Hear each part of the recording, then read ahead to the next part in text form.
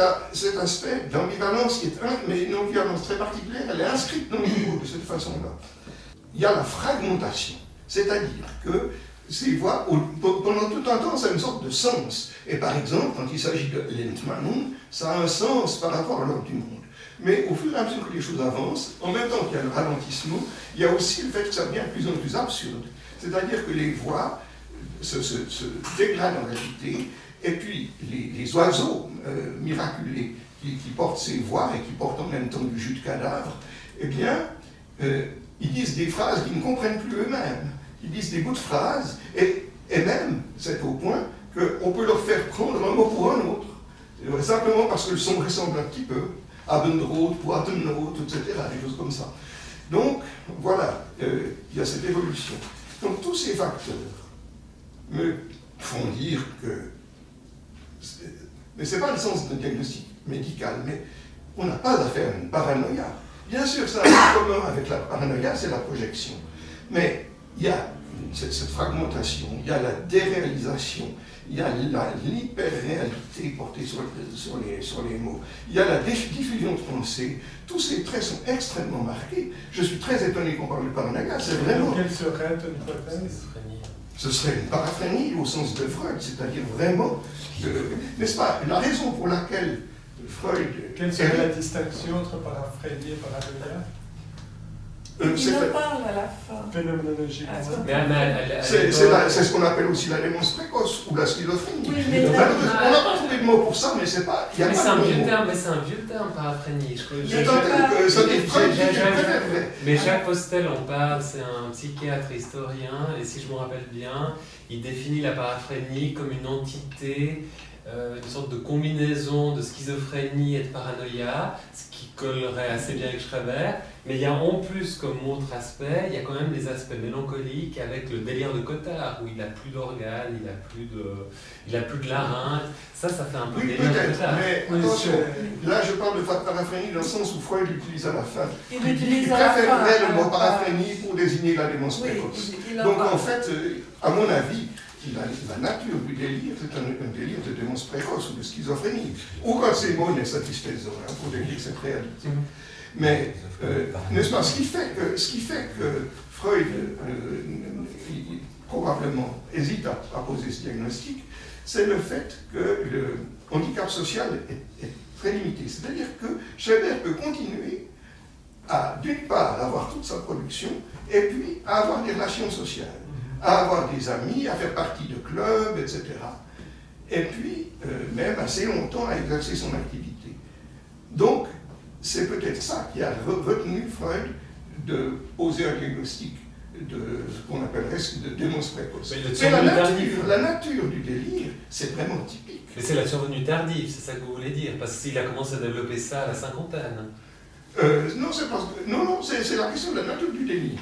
Non, mais c'est que, encore après, il est reçu par le, n'est-ce pas, il est reçu à la table du directeur de l'écriture, et puis sa conversation est très appréciée. Il parle de toutes sortes de choses qui n'ont rien à voir avec son délire.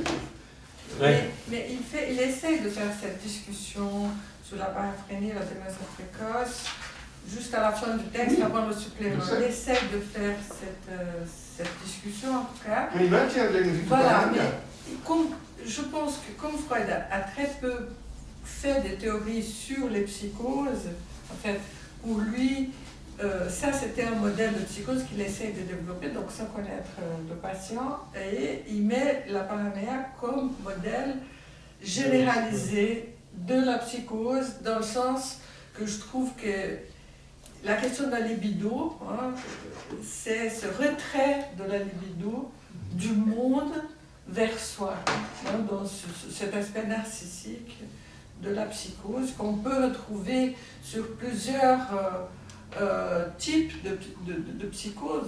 Dans l'ensemble, c'est ce retrait de libido et la concentration de la libido sur soi, ce qui va faire que des fois il y a des scissions du moi, et des fois pas avec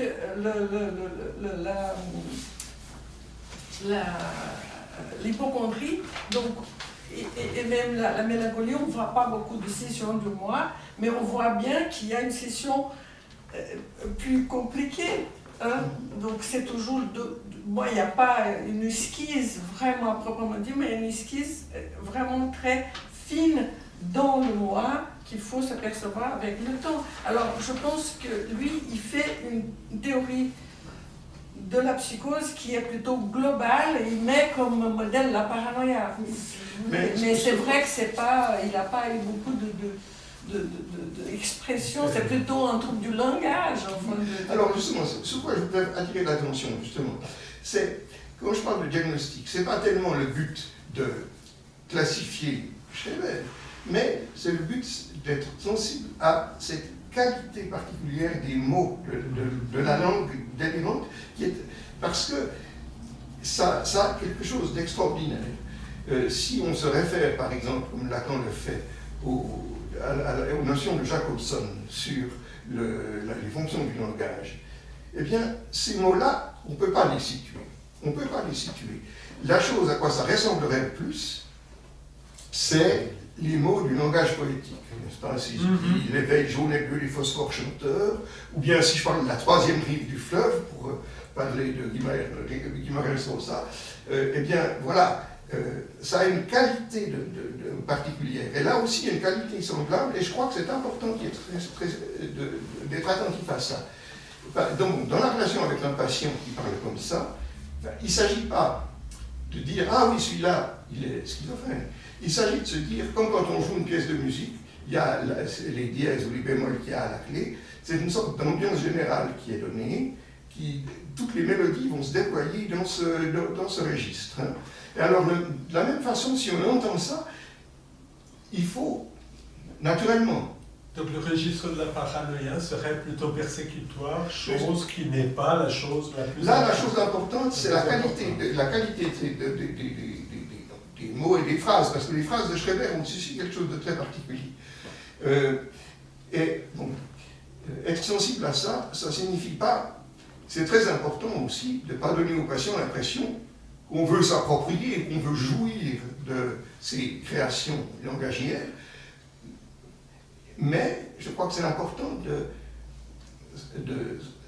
le ressentir pour soi, sans le prendre au patient, parce que c'est la catastrophe, et sans s'y intéresser comme un symptôme, mais d'être sensible à ça et